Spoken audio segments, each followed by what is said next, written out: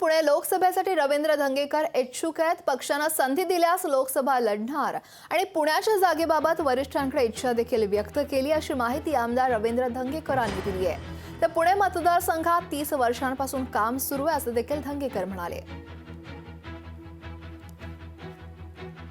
पुण्यातील काँग्रेसचे आमदार रवींद्र धंगेकर यांनी काल दिल्लीमध्ये मल्लिकार्जुन खरगे यांची भेट घेतलेली आहे।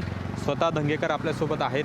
नेमका काय विषय होता, अचानकपणे तुम्ही दिल्लीला गेला होता आणि काय चर्चा नेमकी झाली?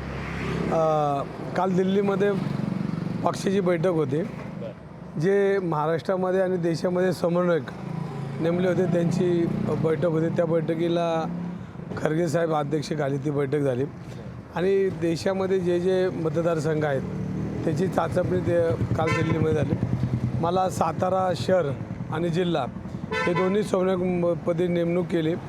त्याचबरोबर पुणे शहरातले अनेक नेते त्यांनाही मोहनदादा जोशींना अहमदनगर दिले, संजय बालगुडेंना माढा दिले आणि ही चर्चा ही सामुदायिक चर्चा होती आणि याच्यामध्ये जिथं जिथं काँग्रेस पक्ष कमी आहे, काँग्रेस पक्षाची विचारधारा आहे ती लोकांपर्यंत पोहोचवली पाहिजे।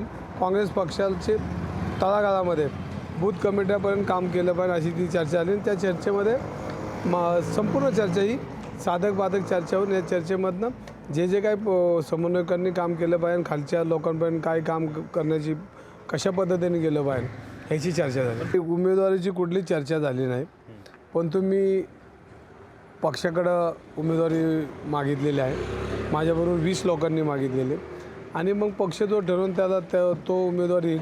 पण मला पक्षाने दिली तर नक्कीच मी काँग्रेस पक्षाचा खासदार म्हणून लोकसभेत जाईल। ते प्रोटोकॉल प्रमाणे तुमचे उमेदवारी अर्ज म्हणजे इच्छुक अर्ज आहेत ते मागवले होते, पण काल दिल्लीच्या भेटीमध्ये तुम्ही अशी काही इच्छा व्यक्त करून दाखवलेली आहे का? मी पक्षालाच इच्छा व्यक्त केली नंतर, त्यामुळे काही नवीन इच्छा व्यक्त करण्याची नाही। काल परत बोलणं झालं का? नाही, तसं काही चर्चा झाली नाही। कॅमेरामन सचिनचा अमोल धर्माधिकारी, लोकशाही मराठी, पुणे।